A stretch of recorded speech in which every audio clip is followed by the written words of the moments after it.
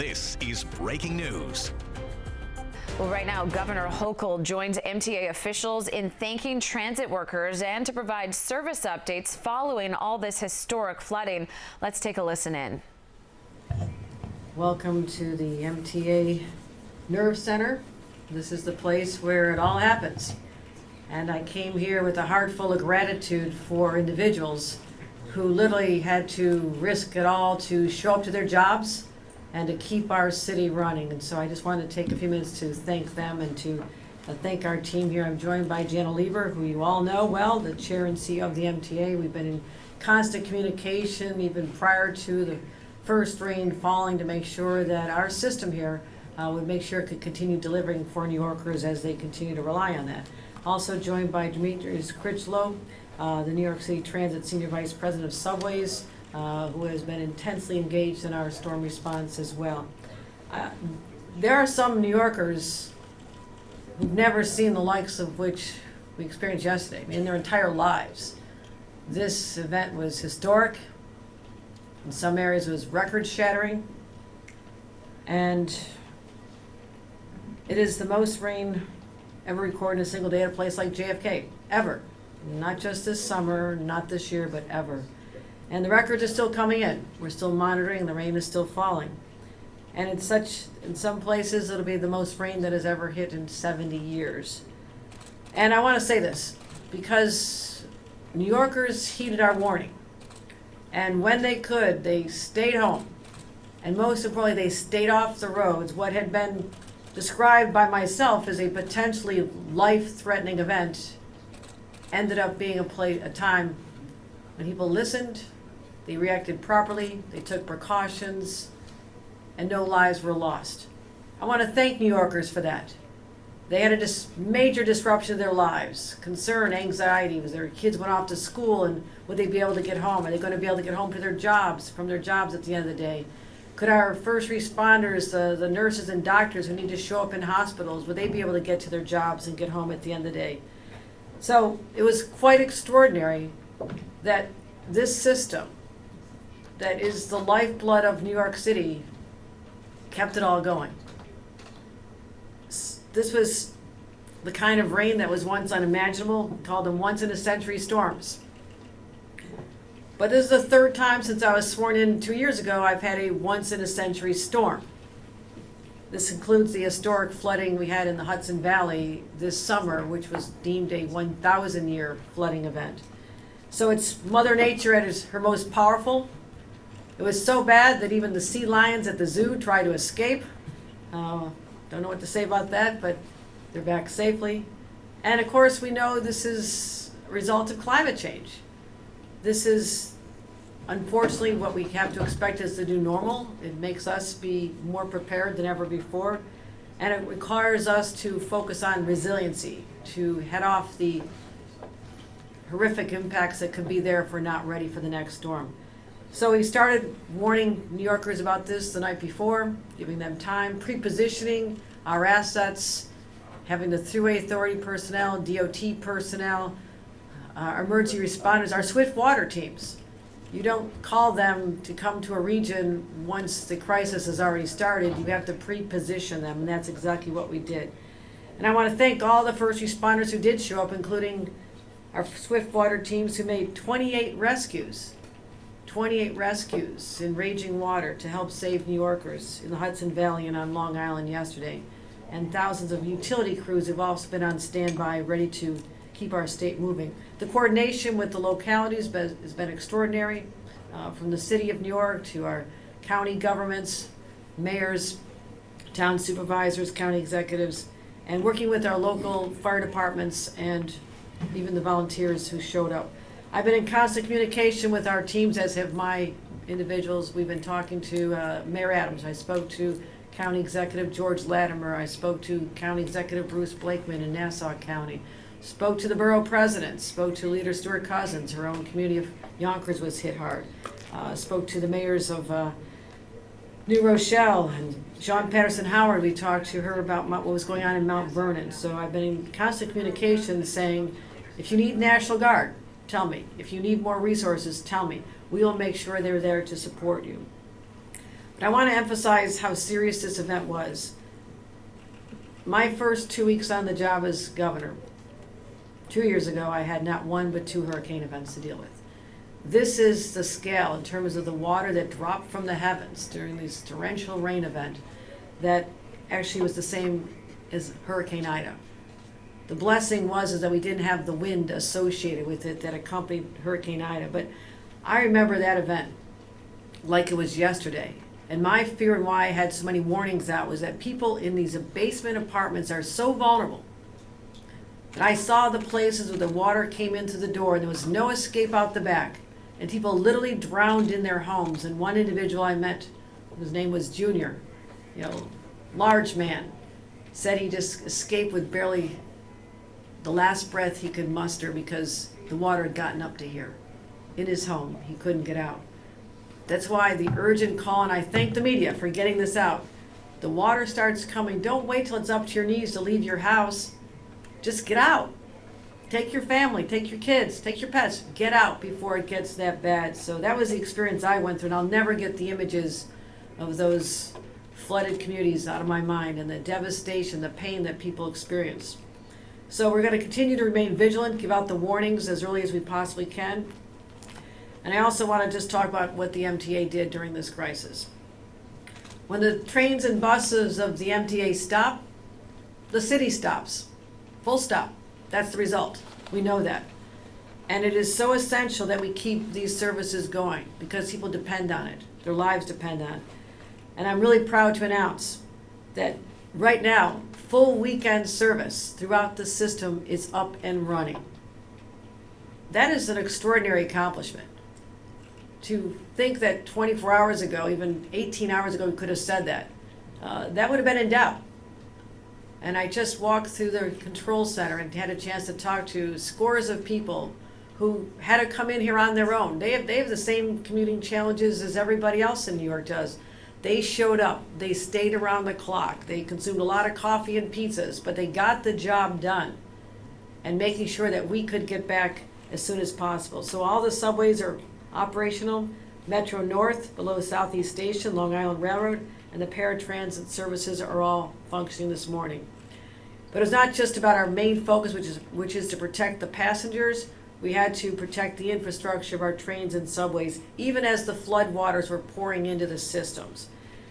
New York City sewers can handle a certain amount of rain, 1.75 inches rain per hour. Okay, we hit 3 inches an hour in many places, so it's always going to flood. But what they did, and Jana will describe more, that you have to reroute the trains around the problem areas. You have to be pumping.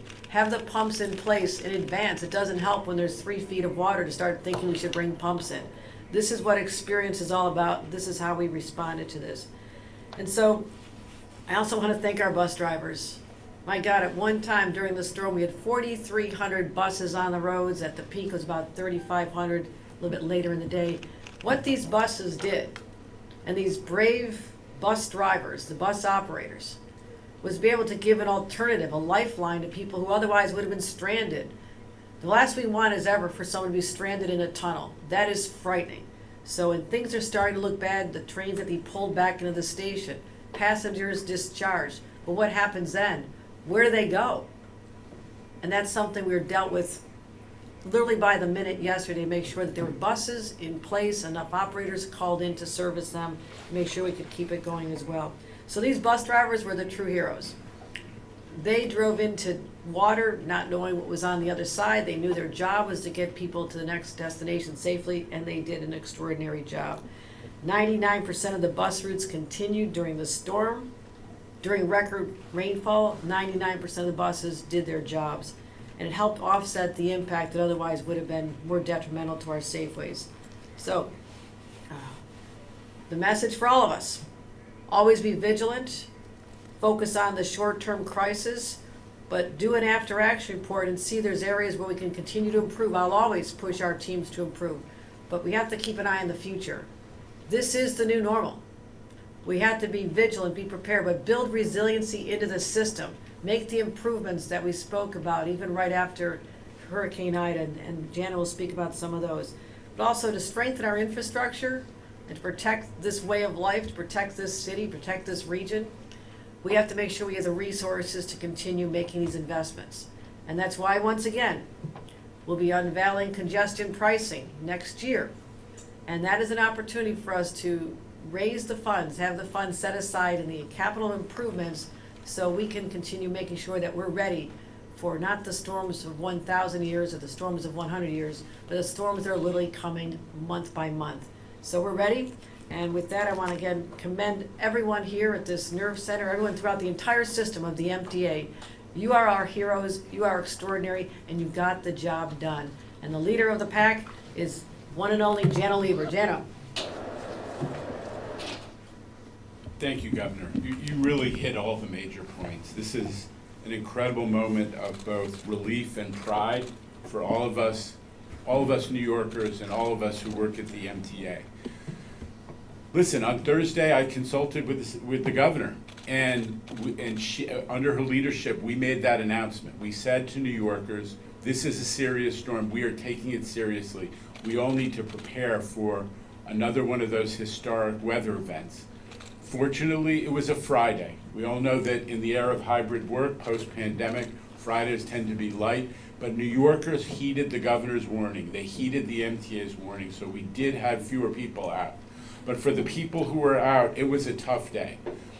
It was a tough day, and as the governor said, a lot of people had their travel disrupted, but we saw many fewer of those incredible situations where passengers are put in the way of massive water. And that was partly because, as the governor said, after Ida, we went, station by station that had been subjected to those flash flooding, torrential downpours that impacted on riders. And we worked with the city's DEP and we said, what's going on here? Can we raise stairs right outside the stairway that enters the station to prevent water from getting in? Working hard to close drains, and DEP, once we had done that, took extra effort to make sure all the drains in an area were working. And again, it had benefits. So the announcement, the planning that was done well in advance, the MTA then took its preparatory activities to make sure all the drains were here, all the grates were covered, all the infrastructure that we have, and that so much of it we've gotten in our investments that we've made post-Sandy, which will now be supplemented under the governor's leadership in the months to come. And we did have an impact and minimize what was going on. We had only one station where water reached, God forbid, up to the platform level. That was not true in Hurricane Ida, which was my first introduction to the leadership of Governor Hochul. Our amazing workforce showed up. That is the story that we cannot say enough about, is that the workforce somehow finds their way there, and they step up and they allow us to put on 99% of bus service. And they allow us, when the water does recede, to go out and check all the electrical systems, all the third rail power, get out there, make sure all the track circuits are moving. So we had service restored by about 8 p.m., really full subway service by 8:30 p.m. And right now, Governor, as you were speaking, the final small branch north of Southeast on the Metro North system has been restored.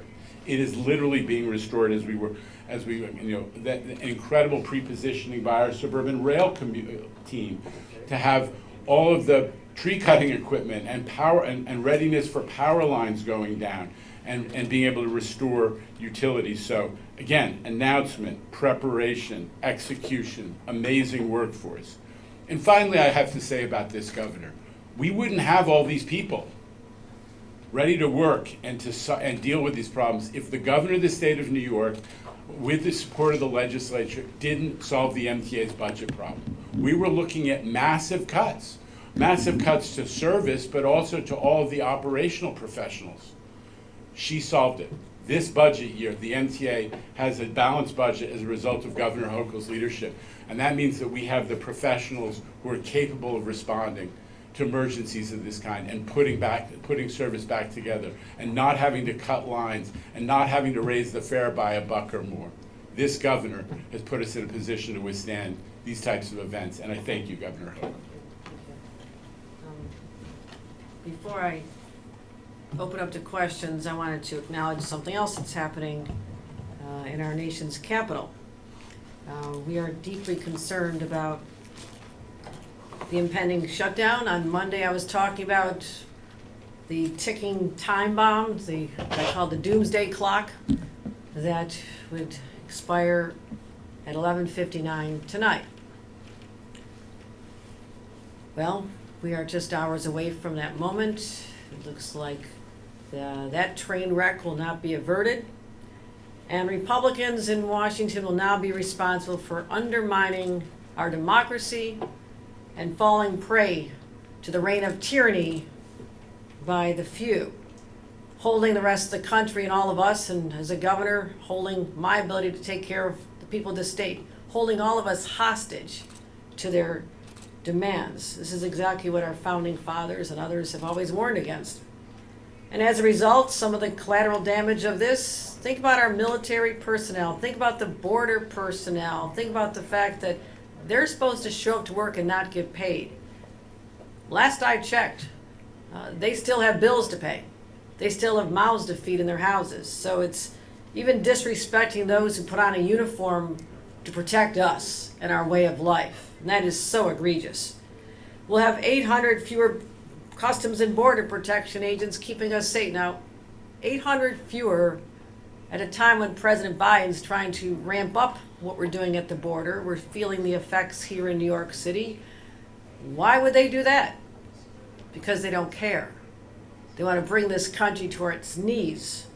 They're so callous. Here in New York, we have almost 20,000 active duty members at risk of not being paid. They too have families to take care of. They're not wealthy people. They don't have a big bank account to cover for this. Tuition bills might be due, the utility bills are due, the grocery bills seem so high. But they also say to all the 85,000 federal employees that live in the 9 districts of the Republicans who represent part of our state, 7,000 vulnerable women and children nationwide, including 400,000 who live here. No, the list goes on. It goes on and on and on. And it doesn't have to be this way. I served as a member of Congress. Everybody likes to bring you to the cliff, and then they do sit down, and usually sanity prevails. This time, it just seems that there's such a disrespect for institutions and the role they are sent to Washington to play, which is to represent their districts, but also protect America, take care of America's needs. So, I don't see any end in sight at this moment. We'll deal with it. New York State will have to make adjustments, try to help our people as best we can. But my final message is it does not have to be this way. Washington, Republicans, stop. Stop right now. Do your jobs and help America recover from your threats. At this point, I'll be happy to take any questions on the topic for starts, and Jan and I can answer questions about the services here and answer anything else. Let's start with Lindsay Tuckman on her first day back in New York, now with Channel 7. Welcome, Lindsay. Welcome, Lindsay. Thank you, Governor. I have a question for either of you. You mentioned resiliency efforts. That, of course, is going to take several years, given that many of these repairs stem from Superstorm Sandy. What immediate changes can be made for people who do need to commute? I was on the train yesterday. I got stuck for over an hour and a half. I looked at Ubers. They were surging. I panicked briefly about not being able to get home.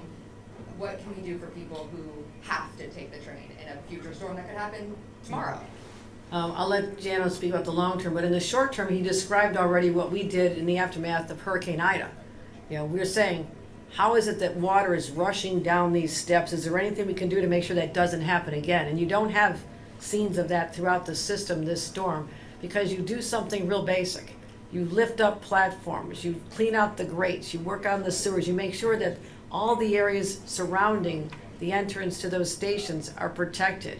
We can't solve for every single circumstance, but we need to be using all the tools at our disposal today to do that, because this storm today could be repeated again next week. At the rate we're going, we cannot say we're good for the next 100 years. That's not what I've seen. Jano? Yeah, I think you hit on the right points, which is One, we have to work with the city to increase the storm sewer system capacity. That really is, we keep talking about the fact that the system was designed long ago for a rainfall at the rate of 1¾ inches per hour, and we're consistently getting more than that. So we need additional outflow.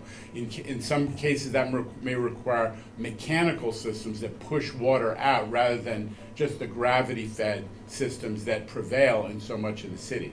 So that investment, which is at the city level to a great extent, is something we've been working with the city DEP about, and I know the governor is supporting the city's efforts on that front. In the meantime, we're trying to do all the simple stuff. We go around to every station that had a water problem, and we did this right after Ida with city DEP, with city DOT, and we look at the simple stuff.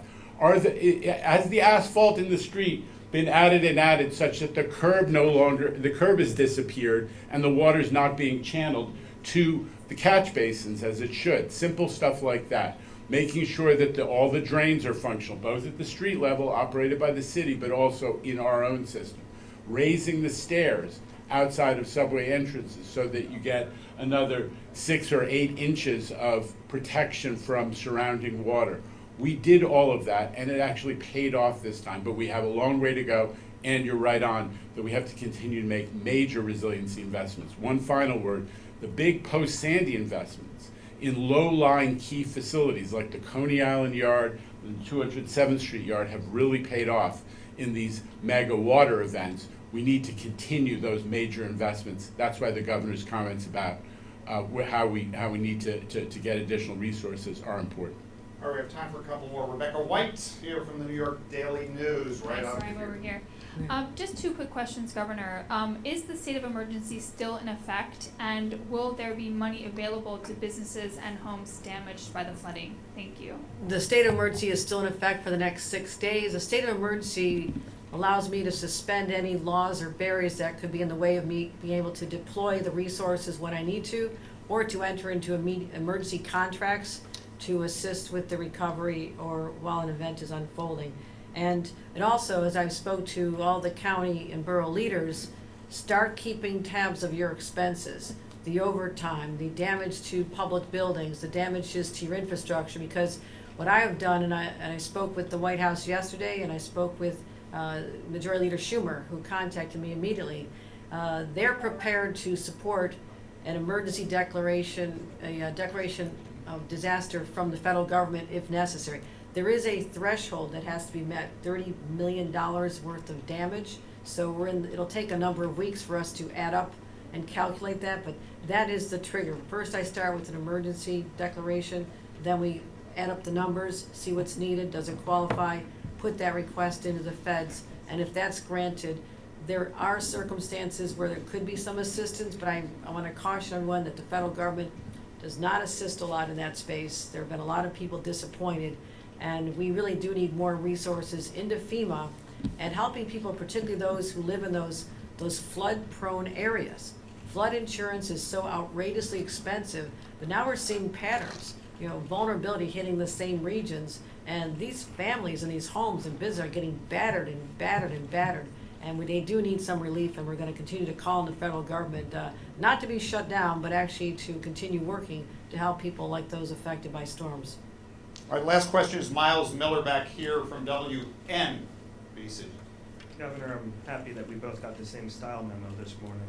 It works for both of us.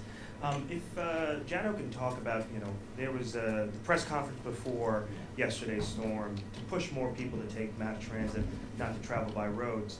People who did that lined up on the train for 5 hours. Gail Brewer posted she was on the ground for 2 hours, talking to other passengers. Why push people into the subways if there's the potential they do get stuck underground, especially with the torrential downpour? Well, first of all, what we were first trying to do is to caution people about traveling at all, and I think we accomplished that. That's probably the most important part of that early warning that we put in effect. The other factor that we urged, and I continue to urge it throughout the day, was the use of the bus system, which was 99%, and where you had, what I kept saying was, if you have a bus option, use it, because that's probably the best way to get to your destination. So we did protect, I think, do something to sort of moderate the use of the subways that were somewhat vulnerable. And then when the problems developed, and it was hard to predict exactly where they were, we all know there was this torrential downpour in Brooklyn early in the morning, had special localized effects there. We were able to bring everybody back to the station. I know people were delayed, there's no question, but we didn't have great numbers of people who were stuck on trains and tunnels, which is really the thing we try to avoid most. So we were really happy with the way the public responded to the state and the MTA's warnings, and we were happy about what we were able to do to protect everybody on the day.